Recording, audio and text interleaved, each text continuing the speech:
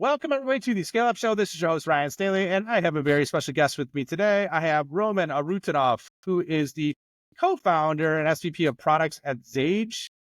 Roman's done some really cool things. This is the first company he's founded. On top of the product vision, also has tons of go-to-market experience in security and networking. Spent 15 years as a VP of product and engineering roles at ABB, Tropos Networks, and Mimosa Networks. Doing some really cool things that's highly unique in the security space, specifically as it relates to AI and some of the hardest devices to protect, if you will. Roman, happy to have you on the show. Welcome, man. Thank you, Ryan. Thanks for having me. Yeah, I'm excited because I love your journey. I love in the pre-show some of the things that you went through. So just so everyone has some context, so before we get too deep into that, let's do a real quick revenue rundown. So what stage of the journey are you at organizationally in terms of your revenue? Yeah, so Xage is, we are a Series B company. We've raised a little over 80 million to date. The company is about 20 million in ARR, and we're growing fast. I think this year we'll probably get to about 3. Love that, man. Wow, super impressive. And especially since you just started 7 years ago, can you give us a Reader's Digest 2-sentence, 3-sentence version max of what your solution does and then the outcome it creates? Yeah, so we founded Xage really to protect some of the most hardest to protect type of enterprises. And these are the industries that drive our lives, right? So anything from energy to manufacturing to transportation, all that stuff is under attack today, the critical infrastructure.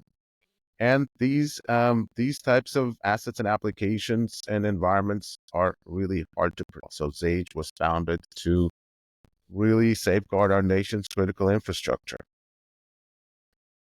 That's pretty heavy, man. That's very heavy. So not in a bad way, but obviously there's a need whenever you mention critical infrastructure. So way to be succinct about it. You passed the guest test, if you will.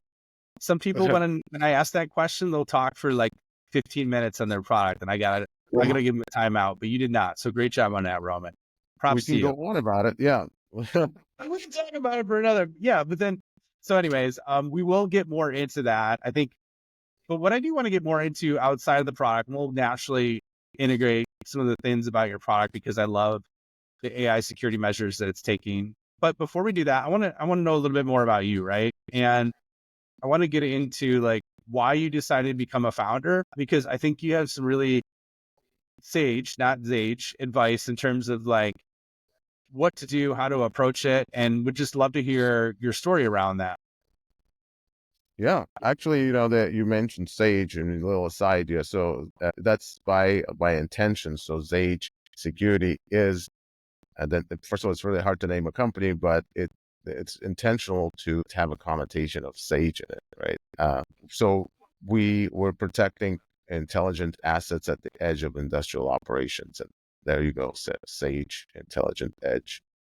So about myself, why did I start the company? I spent multiple decades in cybersecurity and industrial networking. So prior to founding Xage, I actually spent some time at a company called ABB. We sold our previous startup to ABB, and there I got exposure to challenges in manufacturing, transportation, energy. All of those markets or industries are getting automated with data-driven automation and AI and autonomous operations, and that requires a ton of networking. So we went through and we networked, hundreds of millions to billions of assets out there, enabling this autonomy. And while there are great benefits, there are great risks as well, and that is from cybersecurity threats and malicious actors leveraging them. So it was incredibly hard to leave all that and to start Xage, high paying executive job at a, large company, and go to raising funds and keeping it lean, and for a number of months and years before we really scaled Xage. Well, I mean, credit for you taking the jump. I guess how did you turn a perceived weakness into a strength with creating the company? Yeah, so oftentimes when you are looking to, start a company, it really comes down to identifying some sort of weakness that your customer set has in terms of, needs or problems that they're not able to effectively solve. And oftentimes, this leads to, lots of capital spend, lots of time spent doing something, frustration, an endless journey, and just, not the outcomes these customers are really expecting. Identifying that is really a key to really fine tuning your idea, I would say, and turning that then from a product perspective into a very delightful experience for end users that enables them to get the outcomes faster in a delightful way with ease. And turning that whole workflow or that whole paradigm upside down. This is exactly what we've done at Xage. Corporations are struggling with protecting their industrial operations and industrial assets, and they use multiple tools from hodgepodge of tools, putting them together, an endless journey that ultimately didn't really protect them. And as we can see, number of attacks is just growing exponentially. So perfect example of weakness, something companies are struggling with, not doing well, turning into delightful experience.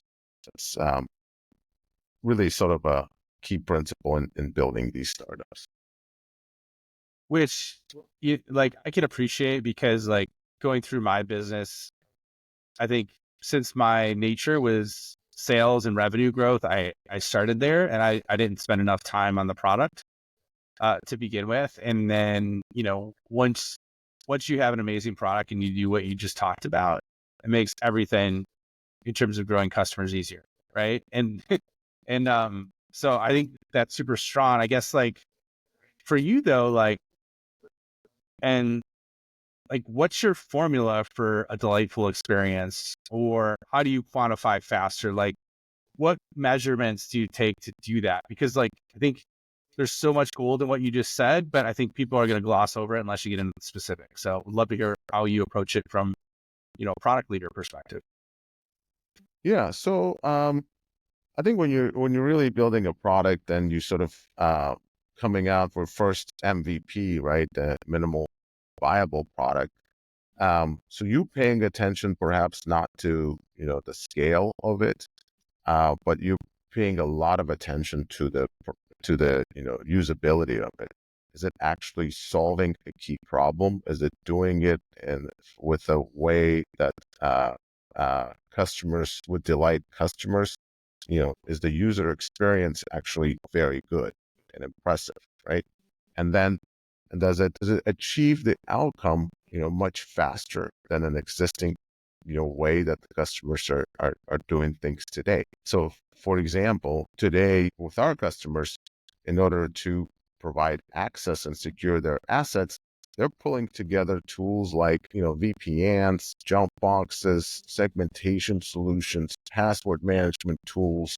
These are very hard to administer, and then users have to use multiple things to access their assets and applications and machines to do work. The results leads to frustration on both sides. So collapsing that stack, right, into a single tool, that single platform that customers can use, both end users and administrators, creates a much better experience, covers a much broader set of assets, and reduces their spend, right, in terms of both capital outlay or operating expenses, uh, as well as gives them better protection. So that's much higher ROI. So all of those things you kind of take into consideration when you're coming up. The first product you really like, that minimal viable product, has to hit this,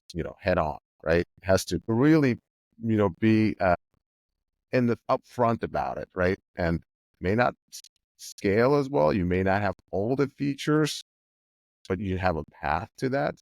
But really the delightful experience and the, high value proposition has to be right up front, right?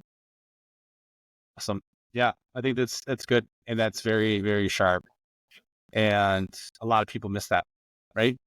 So I want to get a couple levels deeper on you. And so the first one I want to start off with, and this is a little raw, but like, what's the one thing that when you were working, you had obviously a really solid job and obviously you saw other problems, but like, what's the one thing that happened? And I'm sure it's probably more than one thing, but the biggest thing that happened, if you will, that made you say like, we need to start we need to start a new company. We need to do this. Like, what was that? And like, when did that Yeah. happen? Like, walk us through that. Like, what exactly happened there? Yeah, that's a really good question, and sort of it's I struggle with this myself, and I know lots of other entrepreneurs struggle with this also.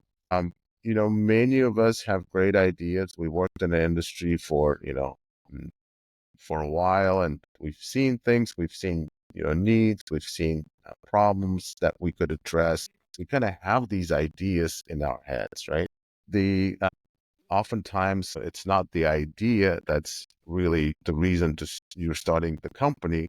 It's more about the timing, right? So you have the idea, you know what you want to do, but should you actually do this now? And there's really not a good time ever to do this, right? If you have an itch to start an entrepreneurial company, I encourage folks to jump out and do this. It's going to be hard work. It's going to be lots of ups and downs, lots of pivots along the way, but the journey is definitely worth it. If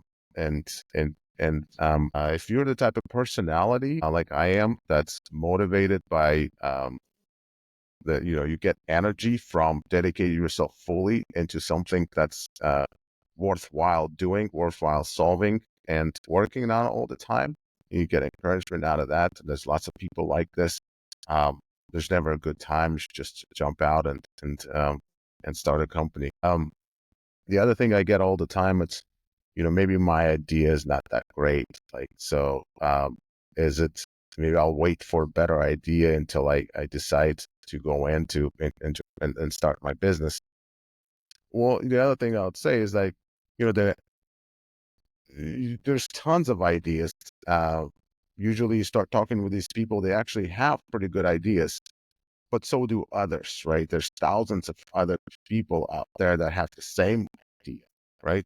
What separates you apart is really your ability to execute on it. So jump out and start working on it and improving it and moving it forward.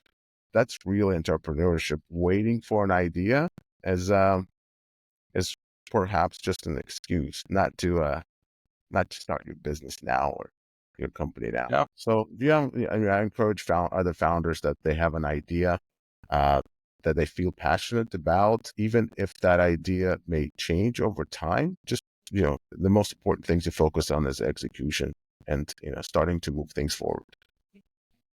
Really, really good advice. And I think we'll end there for episode 1. We are going to have a part 2 where we get much deeper on the AI component with security, how Roman's using it, how they're using it organizationally at Xage. I think I wanted to cover this with you, Roman, because like a lot of people needed to hear what you just said, because I think we're in an age now where there's more opportunity than ever, but people are more paralyzed than ever by their fear of getting started, right? Or their procrastination. And so I think it's really strong that you said that. So thanks for sharing that, man. Sounds good. Thanks, Ryan. Yeah. And where can people find you? Where can they find out more about Xage? And then we'll wrap up this episode. Yeah, so Xage.com. We have a number of examples of what we do, both customer testimonial as well as use cases and white papers. You can learn a ton just by visiting our website. There's also ability to get a free trial if that's interesting to you. And we encourage folks to connect with me on LinkedIn as well. Excellent. Well, I appreciate you joining, Roman, and I appreciate you, the listener, joining us as well. And we will see you all on the next episode.